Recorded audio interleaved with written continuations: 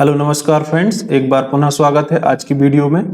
जैसा कि आप सभी को पता है कि कर्मचारी चयन मंडल भोपाल द्वारा मध्य प्रदेश में जो आयोजित होने वाली परीक्षा है middle school teacher eligibility test, इसके एडमिट कार्ड जारी कर दिए गए हैं। कुछ ही दिनों बाद पेपर स्टार्ट हो जाएंगे, तो आपको अब प्रैक्टिस करने की जरूरत है। किस तरीके के क्वेश्चन एग्जाम में पूछे जाते हैं और कौन से टॉपिक से क्वेश्चन पूछे जाते हैं, क्या अप्रोच होनी चाहिए हमें उन क्वेश्चन को सॉल्व करने की, इन सभी बातों पर हम डिस्कस करेंगे। इसीलिए हम 16 फरवरी 2019 में जो फर्स्ट शिफ्ट में आयोजित परीक्षा हुई थी उसमें जो चाइल्ड डेवलपमेंट और पेडागोजी के क्वेश्चन पूछे गए थे उन क्वेश्चन के बारे में हम यहाँ पे बात करेंगे।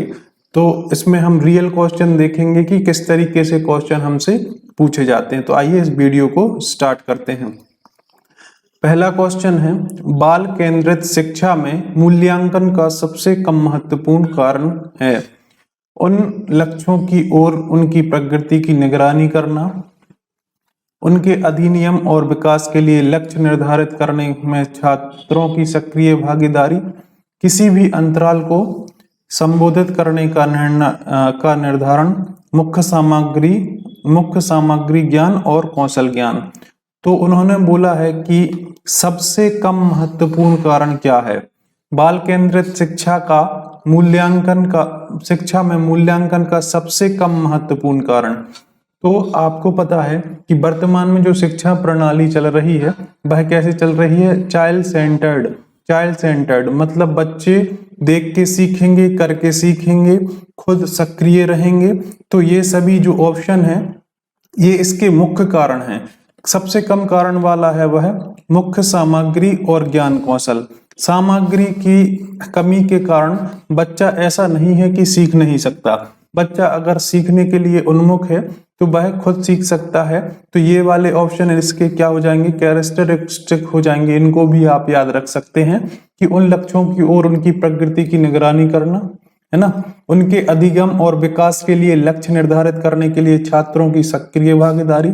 अगर छात्र खुद स्वयं करके सीखेगा प्रैक्टिकली तो वह ज्यादा अच्छे से सीख सकता है, ये आप भी जानते हैं। तो सबसे कम महत्वपूर्ण क्या है, सामग्री। आई होप ये क्वेश्चन आपको समझ में आए होंगे। नेक्स्ट क्वेश्चन फ्रेंड्स, मैं बताना चाहता हूं कि इस तरीके से हम विभिन्न सब्जेक्ट्स के डेली बेसिस पर वीडियो लेकर के आते रहते हैं, तो आप उनको भी देख सकते हैं। अगर आप मेरे चैनल पर नए हैं तो चैनल को सब्सक्राइब करके बेल आइकन को जरूर प्रेस कर लीजिएगा, जिससे आगामी जो वीडियो अपलोड करूंगा सब्जेक्ट वाइज वो भी आप देख सकते हैं। अगला क्वेश्चन है, मानव जाति में अभिवृत्ति किस प्रकार से वितरित है।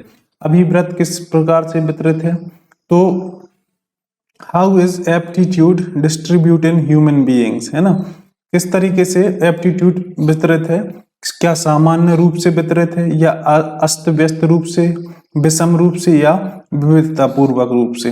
तो प्रकृति में तो जो अभिवृत्ति है यह सामान्य रूप से वितरित है, इसको आप याद कर सकते हैं। अगला क्वेश्चन, कोई वस्तु क्या है और हम उसके साथ कैसा व्यवहार करते हैं, इस विषय में उससे जुड़े मानसिक प्रतिरूप या विचार को कहा जाता है। हमारे जो किसी वस्तु के प्रति विचार या मानसिक प्रतिरूप उसको हम कहते हैं स्कीमा, अवधारणा, है ना। ये हमारी मन की क्या अवधारणा है किसी वस्तु के प्रति, उसको टेक्निकली टर्म में या फिर चाइल्ड डेवलपमेंट एंड पेडागोजी में हम किस नाम से जानते हैं, स्कीमा नाम से जानते हैं। तो निर्माण इसका आंसर नहीं होगा, नेटवर्क नहीं होगा और संरचना नहीं होगा। इसका सही आंसर हो जाएगा स्कीमा। नेक्स्ट क्वेश्चन की अगर बात करें, इसको आप पढ़ें। लिखा है 15 बच्चों की कक्षा में जहां आपके पास 15 अलग अलग सीखने की शैली और 15 अलग अलग व्यक्तित्व वाले बच्चे हैं। बाल केंद्रित शिक्षण मतलब 15 बच्चों की कक्षा है ना, एक कक्षा में 15 बच्चे बैठे हैं और आपके पास 15 अलग अलग शैली, और उन बच्चों में सीखने की शैली अलग अलग है। जो 15 बच्चे आपके सामने बैठे हैं, मान लो यहाँ पे बच्चे बैठे हैं इस तरीके से, ये इनकी संख्या कितनी है, 15, और 15 अलग अलग बैकग्राउंड से आते हैं, अलग अलग उनकी सीखने की शैली है, अलग अलग उनकी सीखने की क्षमता है। तो बाल केंद्रित शिक्षण में आप किस तरीके से इसको डील करेंगे, है ना। यह एक कंडीशन बेस्ड क्वेश्चन है, तो इसको देख लेते हैं। एक शिक्षण प्रणाली के साथ एक पाठ योजना विकसित करना। तो ये तो गलत हो जाएगा, क्योंकि क्या होगा कि बच्चे तो अलग अलग तरीके से सीखेंगे, है ना, अलग अलग व्यक्तित्व के हैं। तो एक शिक्षण प्रणाली सबके लिए उचित नहीं है। क्यों नहीं है? क्योंकि कोई बच्चा किसी तरीके से सीखता है, कोई बच्चा और दूसरे तरीके से सीखता है। तो ये वाला क्वेश्चन, ये वाला ऑप्शन गलत हो जाएगा। प्रत्येक बच्चे को देखकर एक पाठ योजना विकसित करनी चाहिए और उनकी जरूरतें क्या हैं। हाँ, ये हो सकता है। क्यों? क्योंकि आपने पहले सभी बच्चों का निरीक्षण किया, कोई बच्चा किस तरीके से उसको सीखेगा, किस तरीके से वह ऑब्जर्व करता है चीजों को। तो सभी बच्चों को मेल मिलाप करके कोई एक ऐसी शिक्षण प्रणाली बनाना जो उनके लिए, सभी के लिए कार्यफुल हो, सभी के लिए लाभप्रद हो। तो उसके लिए ये ऑप्शन हो सकता है। अगला क्वेश्चन, अगला ऑप्शन है कक्षा की क्षमता के मध्य में लक्षित करते हुए एक पाठ योजना विकसित करना। तो क्षमता तो बच्चों में है, लेकिन क्षमता कैसे उनकी बाहर निकलेगी? जब उनको कुछ करने दिया जाएगा। मान लो किसी बच्चे को किसी दूसरे तरीके से समझ में आता है, आप अपने प्रयास से समझा रहे हैं, तो उसमें क्या हो जाएगा, वो सीख नहीं पाएगा। तो ये ऑप्शन भी गलत। एक पाठ योजना विकसित की जाती है जो सभी बच्चों के लिए उपयुक्त हो, है ना। तो एक पाठ योजना जो बच्चों को देखकर तैयार करना, ऐसे नहीं कि अपने मन से कुछ तैयार कर दिया, ऐसे तो ये गलत हो जाएगा। नेक्स्ट क्वेश्चन, प्रगतिशील शिक्षा के जनक के रूप में याद किए जाने वाले सिद्धांतकार हैं। ये क्वेश्चन आपसे हमेशा पूछा जाएगा। जॉन डीवी ये क्या है? प्रगतिशील शिक्षा के जनक हैं। तो इसको आप याद रख सकते हैं। अगला क्वेश्चन, पियाजे ने क्षमताओं और योग्यता को यह नाम दिया है। तो क्षमता और योग्यता को क्या नाम दिया है पियाजे ने? स्कीमा नाम दिया है। इसको ये आप याद कर सकते हैं। नेक्स्ट क्वेश्चन, अन्वेषण या डिस्कवरी अधिनियम में शिक्षक अधिगम के एक खालिस्तान की भूमिका निभाते हैं। तो मान लो आपने आप एक शिक्षक हैं, है ना, आपको एक अन्वेषण या मार्गदर्शक की भूमिका में रहना है। तो शिक्षक क्या करेगा? एक फैसिलिटेटर के काम के रूप में काम करेगा, एक समन्वयक के कार्य करेगा। आपको क्या करना है? आप टीचर हैं, यहाँ आपके सामने कुछ बच्चे हैं, इस तरीके से बैठे हैं और आपने उनको कुछ काम करने के लिए बता दिया। बच्चे खुद योजना बनाएंगे, किस तरीके से, कोई एक कंडीशन दे दी तो बच्चे उस कंडीशन को फॉलो करेंगे, वो खुद योजना बनाएंगे, खुद उसका कार्य क्रियान्वयन करेंगे। आपको बस उसको देखना है, उनको समन्वयक के रूप में, मतलब जो उनको लिए जरूरत है उसके लिए फैसिलिटेट करना, ये आप भूमिका निभाएंगे। प्रबंधक के रूप में नहीं निभाएंगे, सलाहकार नहीं, क्योंकि आपको तो केवल मार्गदर्शक के रूप में रहना है। और प्रेरक ये तो हो ही नहीं सकता। तो इसका सही आंसर हो जाएगा फैसिलिटेटर। अगला, विशेष शिक्षा इससे संबंधित है। विशेष शिक्षा किससे संबंधित है ना? स्पेशल एजुकेशन प्रतिभाशाली बच्चों के लिए प्रशिक्षण कार्यक्रम नहीं है। शिक्षकों के लिए प्रशिक्षण, तो यहाँ तो शिक्षक के लिए तो कुछ कार्यक्रम होते ही नहीं है अभी, मतलब जो चाइल्ड डेवलपमेंट में। प्रतिभाशाली लोगों के लिए, तो प्रतिभाशाली लोगों के लिए नहीं। विकलांगों के लिए शिक्षण कार्यक्रम। तो जो स्पेशल एजुकेशन होती है, यह क्या होती है कि जो डिसेबल्ड पर्सन होते हैं या डिसेबल्ड चाइल्ड होते हैं, उनके लिए शिक्षा देना, उनके लिए विशेष प्रावधान से शिक्षा देना, ये क्या कहलाता है? आपका विशेष शिक्षा के अंतर्गत आता है। नेक्स्ट क्वेश्चन, बुद्धिमत्ता तीव्रतर विकास से जुड़ी है। बुद्धिमत्ता तीव्रतर विकास से जुड़ी है, तो कौन सी बुद्धिमत्ता? जो कोई बुद्धि नहीं है, जिसमें कोई बुद्धि नहीं है, वह तीव्र विकास कैसे करेगा? नहीं करेगा। जिसमें मध्यम बुद्धि है वो भी तीव्र विकास नहीं करेगा। मंद बुद्धि भी तीव्र विकास कैसे करेगा? तो जिसमें बुद्धि की मात्रा या फिर बुद्धि उच्च है, बुद्धिमत्ता उच्च है ना, तो हाई इंटेलिजेंस है, वही तो उसमें क्या कर पाएगा? विकास कर पाएगा। तो ऑप्शन सी इसका सही आंसर हो जाएगा। नेक्स्ट क्वेश्चन दोस्तों, अधिगम सिद्धांत माता पिता की भूमिका को उनके बच्चे के विकास में कैसे चिन्हित करते हैं? है ना, अधिगम जो सिद्धांत है, माता पिता की भूमिका को बच्चे के विकास में अधिगम सिद्धांत के अनुसार जो माता पिता हैं इनकी क्या भूमिका रहेगी बच्चे के डेवलपमेंट में, बच्चे के विकास में, ये हमें इसको बताना है। किस तरीके से? प्रशिक्षकों के रूप में, एज ट्रेनर्स, शिक्षक के रूप में। शिक्षक के रूप में तो नहीं रहेगी क्योंकि शिक्षक तो आपको स्कूल में मिलेंगे। पार्टनरशिप के रूप में भी नहीं रहेगी, है ना। और समर्थक के रूप में भी नहीं रहेगी। प्रशिक्षकों के रूप में रहेगी। बच्चों के जो माता पिता हैं वह हर एक स्तर पर, स्कूल में तो वो एक तरीके से आपकी शिक्षा लेगा जो स्कूल के रूप में सही है, बाकी सभी चीजें कहाँ से सीखेगा? वह अपने परिवार से, अपने वातावरण से, अपने घर के आसपास के माहौल से। तो उसमें वह ट्रेनर की भूमिका में जो उसके माता पिता हैं वो रहने वाले हैं। एक समूह के समाजमिति विश्लेषण का उपयोग व्यक्तित्व को खालिस्तान विधि के रूप में मापने के लिए किया जाता है। तो किसके लिए किया जाता है?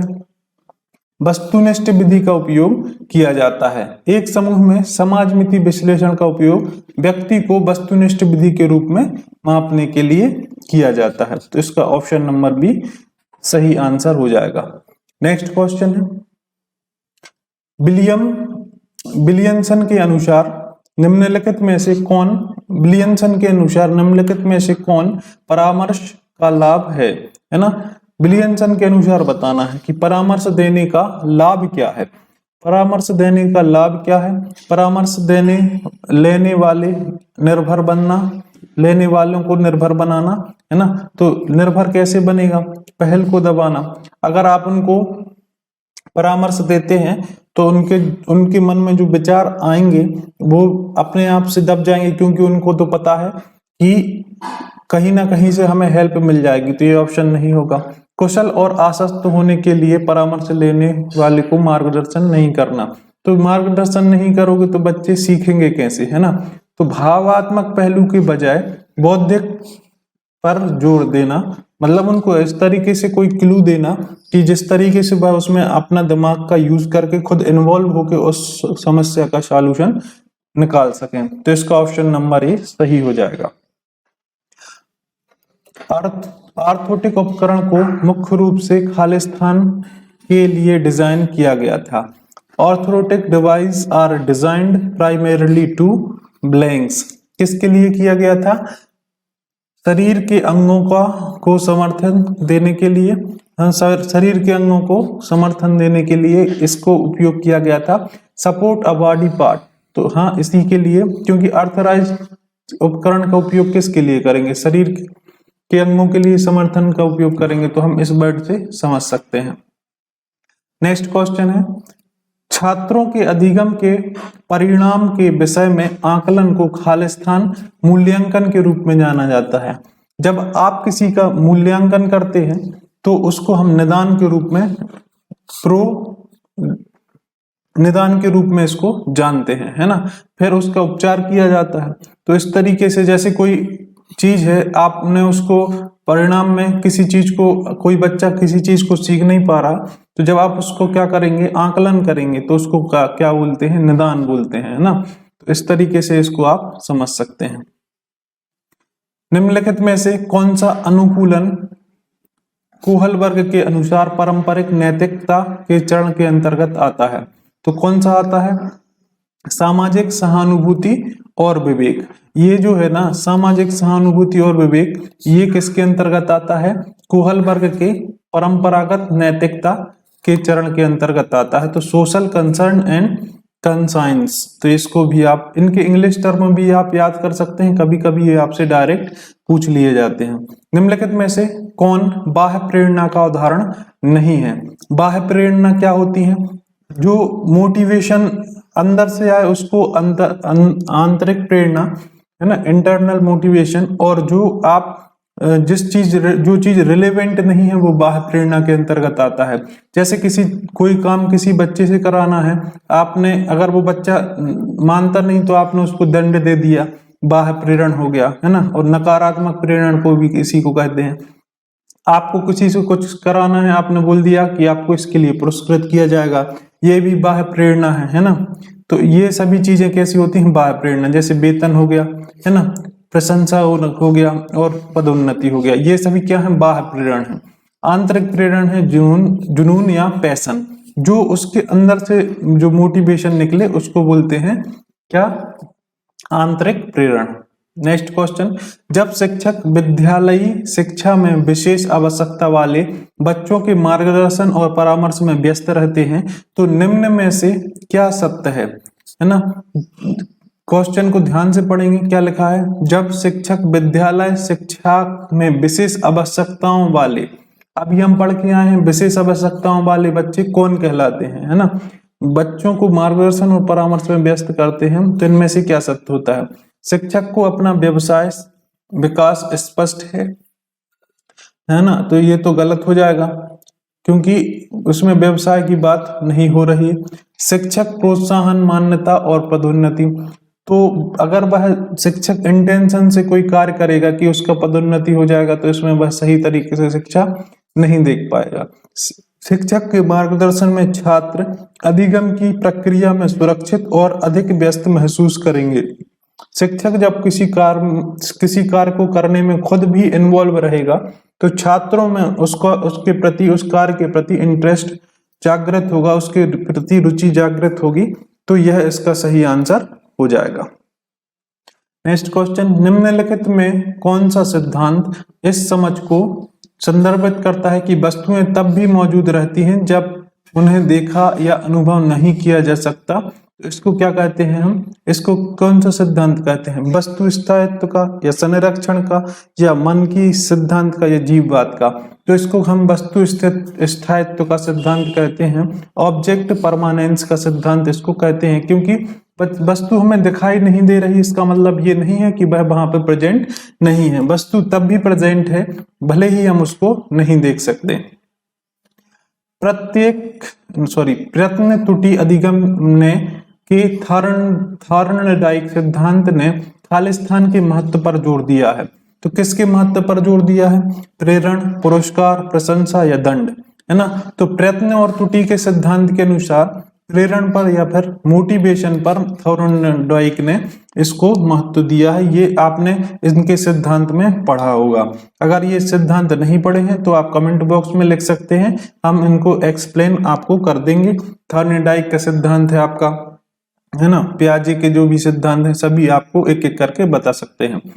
दंड और प्रोत्साहन खालिस्तान के घटक हैं। दंड और प्रोत्साहन किसके घटक हैं, यह व्यवहारवाद सिद्धांत के घटक हैं, है ना, व्यवहारवाद के सिद्धांत के घटक है।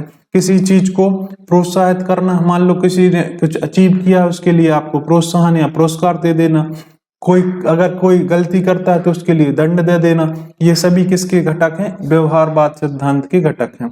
तो ये आपको याद रख लेना है। बाल केंद्रित शिक्षा निम्न का उपयोग करता है। बाल केंद्रित शिक्षा, चाइल्ड सेंटर्ड जो एजुकेशन है वह किसका उपयोग करेगा, विविध प्रदर्शन का। क्यों, अभी हम इसको देख के आए हैं कि चाइल्ड सेंटर्ड जो शिक्षा होती है इसमें हमें क्या करना है, एक मार्गदर्शक की भूमिका में रहना है। यहाँ पे मान लो अभी हम पढ़ के आए हैं कि 15 बच्चे यहाँ पे बैठे हैं और वो अलग अलग तरीके से सीख सकते हैं, अलग अलग तरीके से हैं, अलग अलग वो विचारधारा के हैं, अलग अलग क्षेत्र से आए हैं, उनकी कैपेसिटी भी अलग अलग है ना। तो हम उनको सिखाने के लिए क्या करेंगे, अलग अलग मेथड्स का उपयोग करेंगे। कोई बच्चा इस मेथड से नहीं सीखता, उसके लिए हम दूसरी मेथड का उपयोग करेंगे, मतलब विविध अलग अलग डाइवर्जेंट मेथड का उपयोग करेंगे जिससे वह सीख सके। तो इसको तो अभी हम पढ़ के आए हैं तो इसमें ज्यादा एक्सप्लेन करने की जरूरत नहीं है। ओसीडी डोनेट, ओसीडी का अर्थ क्या है, ओसीडी का अर्थ है ऑब्जेक्टिव कंडक्ट डिसऑर्डर, ये नहीं होता है ना, ऑब्सेसिव कंपल्सिव डिसऑर्डर, हाँ ये उसका ऑप्शन सही है ना। ओसीडी का मतलब होता है ऑब्सेसिव कंपल्सिव डिसऑर्डर, तो इसका सही आंसर ऑप्शन नंबर बी हो जाएगा। सामान्य लिंग मित्रता खालिस्तान के अंतर्गत प्रबलित होती है। यह प्रारंभ, ये अलग अलग किशोर अवस्था है ना, बाल्यावस्था, ये सभी अवस्थाएं हैं। इनके अनुसार आपको बताना है कि जो समान लिंग वाले बच्चे हैं वह एक दूसरे के साथ मित्रता करते हैं, तो यह किस अवस्था में होती है, प्रारंभिक किशोर अवस्था में यह होती है 13 वर्ष के बाद ये स्टार्ट हो जाती है ना। तो यह 13, 14, 15, 16 जो उम्र होती है इसमें जो ये आता है, तो इसका सही आंसर हो जाएगा प्रारंभिक किशोर अवस्था, अर्ली एडोलसेंस। नेक्स्ट क्वेश्चन, किसी भी परिस्थिति में समायोजित होने वाले बच्चों के लचीलेपन को खालिस्तान के रूप में जाना जाता है। अगर कोई बच्चा किसी भी परिस्थिति में समायोजित हो जाता है, किसी भी परिस्थिति में सीख सकता है, तो उसको क्या बोलते हैं हम, ढलनशीलता, प्लास्टिसिटी। प्लास्टिसिटी बोला जाता है जब हम किसी भी कंडीशन में एडजस्ट हो जाते हैं। प्रतिभाशाली बच्चों की पहचान करने में कौन सा IQ स्कोर प्रवृत्त होता है?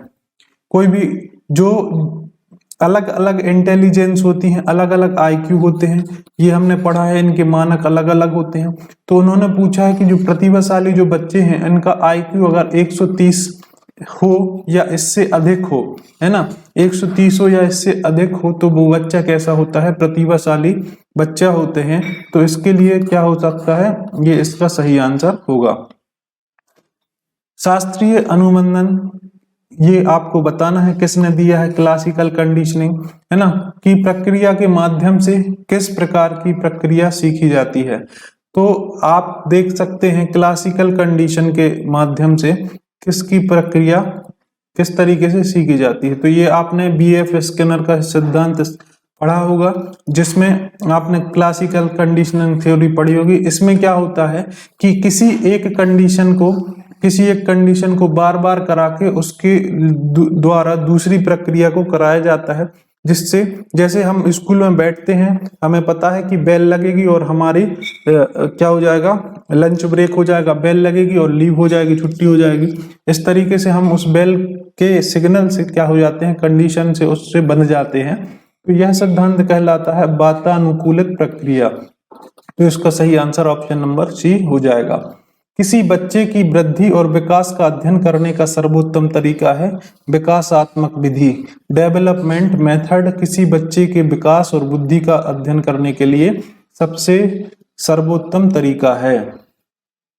नेक्स्ट क्वेश्चन, आवश्यकताओं का पदानुक्रम प्रेरणा का एक महत्वपूर्ण प्रेक्षण है जिसे इनके द्वारा प्रतिपादित किया गया था। तो किसके द्वारा प्रतिपादित किया गया था, तो मास्लो के द्वारा आवश्यकता के नियम दिए गए हैं, ये आप पढ़ सकते हैं। इन सिद्धांत को अगर आप बताना चाहता हूं कि आप अगर चाहें तो कमेंट बॉक्स में लिख सकते हैं। एक एक सिद्धांत है, छोटी छोटी वीडियो बनाकर मैं अपलोड कर दूंगा। निम्नलिखित में से कौन सी कार्य विधि हमें जानकारी को मान्य करने में मदद करती है? तो कौन सी कार्य विधि हमें मदद करती है? मूल्यांकन जो विधि है यह हमें जानकारी देती है कि क्या प्रगति है बच्चे में, किस तरीके से वह सीख रहा है। नेक्स्ट क्वेश्चन, निम्नलिखित में से पारस्परिक सहयोग इसमें अधिक पाया जाता है। तो किसमें पारंपरिक सहयोग सबसे अधिक पाया जाता है? तो टीम में पारंपरिक सहयोग सबसे अधिक पाया जाता है। इसको भी आप याद रख सकते हैं। तो आई होप जो हमने आज CDP चाइल्ड डेवलपमेंट के 30 क्वेश्चन किए हैं ये अच्छे लगे होंगे। अगर वीडियो पसंद आती है तो वीडियो को लाइक और शेयर जरूर कीजिएगा। अगर आप कोई सजेशन देना चाहते हैं तो कमेंट बॉक्स में लिख सकते हैं। आपसे जल्द ही मिलते हैं और भी सब्जेक्ट के साथ में। तब तक के लिए आपका बहुत बहुत धन्यवाद।